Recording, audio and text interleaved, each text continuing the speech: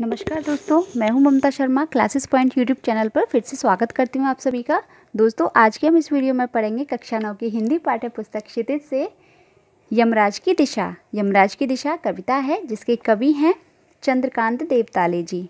दोस्तों, वीडियो शुरू करने से पहले आप सभी से रिक्वेस्ट करना चाहूँगी कि आपको मेरी ये वीडियो पसंद आए तो प्लीज़ वीडियो को लाइक कीजिए, और अगर आपने अभी तक चैनल को सब्सक्राइब नहीं किया है तो प्लीज़ चैनल को सब्सक्राइब कर लीजिए और बेल आइकन प्रेस कर दीजिए। तो चलिए वीडियो शुरू करते हैं। यमराज की दिशा। माँ की ईश्वर से मुलाकात हुई या नहीं कहना मुश्किल है, पर वह जताती थी जैसे ईश्वर से उसकी मुलाकात होती रहती है। यहाँ पर कवि अपने बचपन की बातें कर रहा है, और बचपन में उसकी माँ ने कवि को बहुत सारी सीख दी थी। तो एक सीख ये भी दी थी कि दक्षिण की दिशा की, जो दक्षिण की दिशा होती है वहाँ यमराज की दिशा माना जाता है दक्षिण की दिशा को, और यमराज को कभी भी नाराज़ नहीं करना चाहिए, क्योंकि यमराज को मृत्यु का देवता कहा गया है। क्योंकि यमराज अगर नाराज़ हो गए तो सीधा सा अर्थ है कि अपनी मृत्यु को बुलाना। तो चलिए देखते हैं। कवि यहाँ पर कह रहा है, वो अपने बचपन में अपनी माँ को याद कर रहा है, और याद करते हुए कहता है कि यह कहना तो मुश्किल है कि माँ की ईश्वर से मुलाकात यानी भेंट, माँ की ईश्वर से मुलाकात हुई या नहीं हुई, ये कहना मुश्किल है। वो पूरे विश्वास के साथ नहीं कह रहा है कि उसकी माँ की ईश्वर के साथ मुलाकात हुई है या नहीं हुई, ये कहना मुश्किल है। पर वह जताती थी जैसे, यानी ईश्वर जो कवि है, कवि की माँ ऐसे प्रदर्शित करती थी, ऐसे जताती थी कि जैसे उसकी ईश्वर के साथ मुलाकात होती है और ईश्वर के साथ बातचीत होती रहती है। यानी कवि कह रहा है कि उसकी माँ के कार्यों और व्यवहार को देखकर और उसकी बातचीतों को सुनकर ऐसा लगता था कि जैसे ईश्वर के साथ उसकी बातचीत होती रहती है, और उससे प्राप्त सलाहों के अनुसार जिंदगी जीने और दुख बर्दाश्त करने के रास्ते खोज लेती है। और कवि कह रहा है कि वो ईश्वर की सलाह पर सारे काम करती थी, यानी ईश्वर की सलाह पर ही वह सारे काम को करती थी और सारी बातें वो मानती थी, और मुझे भी वो सारी सीख देती थी जैसे वो ईश्वर के साथ बातचीत करती हो, ईश्वर उसको बताती हूँ। क्योंकि ईश्वर के प्रति उनकी गहरी आस्था थी, अटूट विश्वास था, और शायद इसी कारण उन्हें ईश्वर जिंदगी जीने और दुख बर्दाश्त करने के रास्ते खोज लेती है। यानी इसी कारण उन्हें ईश्वर दुख बर्दाश्त करने की शक्ति देता है, अर्थात ईश्वर की सलाह पर ही माँ जिंदगी के सही रास्ते बताती है, और दुख में भी वो अपने रास्ते ढूंढ लेती है, यानी दुख से निकलने के रास्ते भी वो खोज लेती है। तो यहाँ पे दोबारा देखेंगे, माँ की ईश्वर से मुलाकात हुई या नहीं कहना मुश्किल है, यानी कवि कह रहा है कि ये कहना मुश्किल है कि माँ की ईश्वर से मुलाकात हुई थी या नहीं हुई थी, लेकिन वो ऐसे जताती थी कि जैसे ईश्वर की और उसकी बातचीत होती रहती हैं, क्योंकि ईश्वर के प्रति उसकी अटूट आस्था थी, गहरा विश्वास था। तो कवि कह रहा है कि माँ जो है ईश्वर की सलाह पर ही सारे कार्य करती थी, और ऐसा लगता था कि ईश्वर के प्रति उनकी अटूट विश्वास था, इसी कारण ईश्वर ने उन्हें ज़िंदगी जीने के और दुख बर्दाश्त करने की शक्ति दे रखी हो, और इसी कारण वो दुख में भी वो सारे समाधान ढूंढ लेती थी, यानी दुख से निकलने के रास्ते वो खोज लेती थी। अगली पंक्तियाँ देखेंगे। माँ ने एक बार मुझसे कहा था, दक्षिण की तरफ पैर करके मत सोना, वह मृत्यु की दिशा है, और यमराज को क्रुद्ध करना बुद्धिमानी की बात नहीं है। कवि कह रहा है कि कवि की माँ ने एक बार कवि से कहा था कि कभी भी दक्षिण की तरफ पैर करके मत सोना, जब सोना हो तो कभी भी अपने पैर दक्षिण दिशा की तरफ मत करना, क्योंकि दक्षिण दिशा मृत्यु की दिशा है।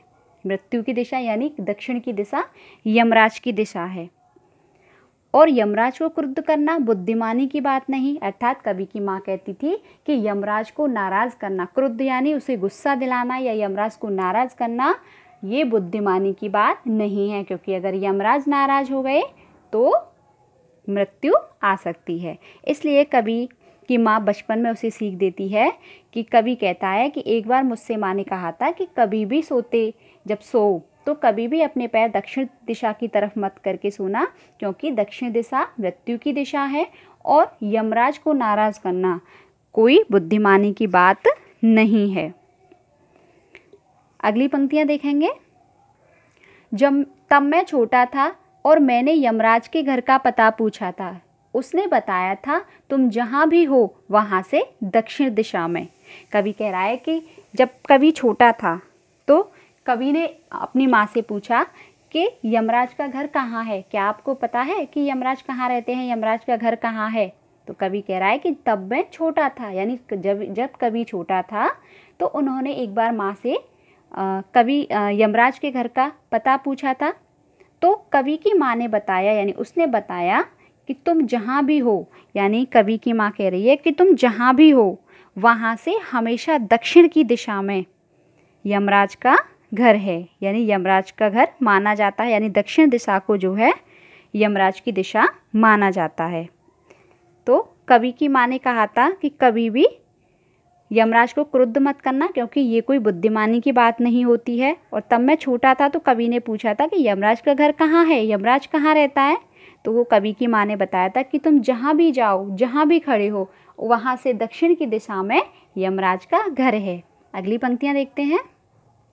माँ की समझाइश के बाद, समझाइश यानी सीख के बाद, माँ की समझाइश के बाद दक्षिण दिशा में पैर करके मैं कभी नहीं सोया। कवि कह रहा है कि जब माँ ने मुझे सीख दी कि दक्षिण दिशा की तरफ पैर करके कभी मत सोना, तो माँ की सीख के बाद कवि जिंदगी भर अपने अंत तक, यानी जिंदगी भर तक वो दक्षिण दिशा की तरफ पैर करके कभी नहीं सोया। और कवि कह रहा है कि और इससे इतना फ़ायदा ज़रूर हुआ कि दक्षिण दिशा पहचानने में मुझे कभी मुश्किल का सामना नहीं करना पड़ा। तो कवि कह रहा है कि जब माँ ने मुझे सीख दी कि दक्षिण दिशा की तरफ पैर करके नहीं सोना है, वो मृत्यु की दिशा है, वो यमराज की दिशा है, तो कवि कह रहा है कि माँ की सीख के बाद मैं अपनी ज़िंदगी भर कभी भी दक्षिण दिशा की तरफ पैर करके नहीं सोया। और इस सीख का मुझे इतना फ़ायदा अवश्य हुआ कि मैं बचपन से ही दक्षिण दिशा पहचानने में, यानी मैं इस माँ की सीख का इतना फ़ायदा हुआ कि मैं बचपन से ही दक्षिण दिशा पहचानने में और दक्षिण दिशा की तरफ पैर न करने की मुझे आदत सी हो गई, और मैंने बचपन से ही दक्षिण दिशा को पहचानना सीख लिया। यानी ज़िंदगी भर तक मुझे उस दिशा को पहचानने में कोई भी मुश्किल का सामना नहीं करना पड़ा। अर्थात कवि कहता है कि माँ की सीख के बाद मैंने ज़िंदगी भर तक कभी भी दक्षिण की तरफ पैर करके नहीं सोया मैं, और इस सीख का इतना फ़ायदा हुआ मुझे कि मैं बचपन से ही दक्षिण दिशा को पहचानने लगा और दिशाओं को पहचानने का ज्ञान मुझे हो गया, और दक्षिण दिशा का पता करने में मुझे कभी भी किसी मुश्किल का सामना नहीं करना पड़ा। अगली पंक्तियाँ देखेंगे। मैं दक्षिण में दूर दूर तक गया और मुझे हमेशा माँ की याद आई। दक्षिण को लांघ लेना संभव नहीं था, होता छोर तक पहुँच पाना तो यमराज का घर देख लेता। कवि कह रहा है कि मैं दक्षिण दिशा में दूर दूर तक गया, और जब जहाँ जहाँ गया मैं दक्षिण दिशा में दूर दूर तक, मुझे वहाँ अपनी माँ की याद आई।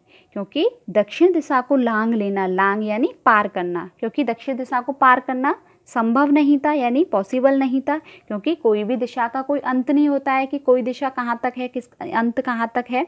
तो कवि कह रहा है कि मैं दक्षिण दिशा में दूर दूर तक गया, दूर दूर तक मैं घूमा और मुझे अपनी माँ की याद आई, क्योंकि जहाँ जहाँ मैं दक्षिण दिशा में घूमता तो मुझे वहाँ अपनी माँ की याद आती, क्योंकि माँ हमेशा दक्षिण दिशा के बारे में बात करती थी। और दक्षिण दिशा को लांघ पाना, यानी दक्षिण दिशा को पार कर पाना संभव नहीं था।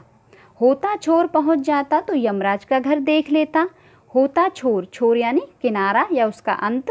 तो कवि कहता है कि अगर दक्षिण दिशा का छोर मुझे पता होता, यानी छोर मुझे पता चल जाता, तो मैं वहाँ पहुँच जाता। होता छोर तक पहुँच पाना, यानी दक्षिण दिशा के छोर तक पहुँच पाना संभव होता तो मैं यमराज का घर देख लेता। यानी कवि कह रहा है कि मैं दक्षिण दिशा में दूर दूर तक गया, और जब जब मैं दक्षिण दिशा में गया तो मुझे अपनी माँ की याद आई। और कवि कहता है कि दक्षिण दिशा को पार कर पाना संभव नहीं था, क्योंकि अगर पार कर लेता तो शायद कवि यमराज के घर तक पहुँच जाता। अगली पंक्तियाँ देखेंगे। पर आज जिधर भी पैर करके सो वही दक्षिण दिशा हो जाती है। सभी दिशाओं में यमराज के आलीशान महल हैं और वे सभी एक साथ अपनी दहकती आंखों सहित विराजते हैं। दहकती यानी अंगारे फेंकती या जलती हुई आंखें, लाल लाल आंखें जो होती हैं। तो कवि यहाँ पर कहता है अंतिम पंक्तियों में, यहाँ पर हम थोड़ा सा ध्यान देंगे।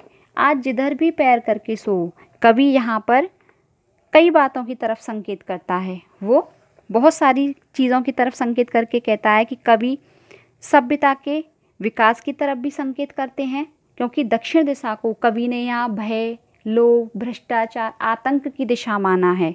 तो कवि बहुत सारी चीज़ों की तरफ संकेत करते कहते हैं और वो सभ्यता के खतरनाक विकास की तरफ संकेत करते हैं और कहते हैं, जैसे मैंने शुरुआत में बताया था, कि जो विरोधी ताकत हैं वो हर दिशा में फैली हुई हैं। क्योंकि यहाँ कवि इन पंक्तियों में दक्षिण दिशा को भय, भ्रष्टाचार और आतंक आदि का प्रतीक मान रहा है।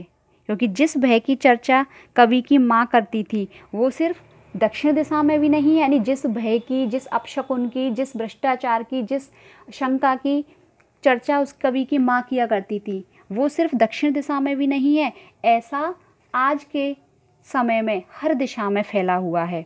तो कवि यहाँ पर बहुत सारी चीज़ों की तरफ संकेत कर रहा है और कह रहा है कि आज जिधर भी पैर करके सो वही दक्षिण दिशा हो जाती है। यानी जिधर भी पैर करके सोओगे, आप जिधर भी पैर करोगे वही दक्षिण दिशा हो जाती है।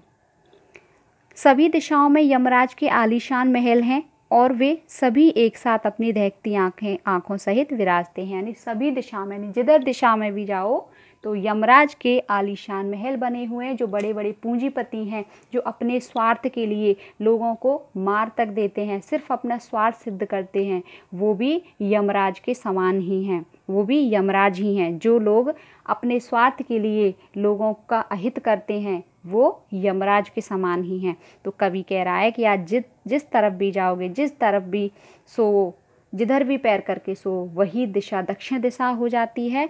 और इन सारी दिशाओं में यमराज के आलीशान महल बने हैं, यानी बड़े बड़े पूंजीपति हैं जो लोगों का अहित करते हैं, उनके बड़े बड़े महल बने हुए हैं, जो सभी एक साथ उन महलों में विराजते हैं और अपनी दहकती आँखों से लोगों को देखते हैं। यानी दहकती आँखों से ऐसे देखते हैं कि जैसे वो लोगों को खा ही जाएंगे। कवि कहता है कि माँ अब नहीं है और यमराज की दिशा भी वह अब नहीं रही जो माँ जानती थी। तो यहाँ पर कवि कह रहा है कि माँ अब नहीं है, अर्थात कवि की माँ का स्वर्गवास हो चुका है, वो यमराज के पास जा चुकी है। तो कवि कह रहा है कि अब माँ नहीं है, माँ का स्वर्गवास हो चुका है, माँ यमराज के पास जा चुकी है और यमराज की दिशा को यमराज की दिशा भी वह नहीं रही जो माँ जानती थी। कवि कह रहा है कि जिस दक्षिण दिशा को माँ जानती थी, जिस दक्षिण दिशा के बारे में माँ बताती थी, वह दिशा अब नहीं रही है जो माँ जिस दिशा को जानती थी। यानी आज हर दिशा यमराज की दिशा हो गई। यानी हर दिशा में आज भय, आतंक, भ्रष्टाचार, अनीति फैली हुई है।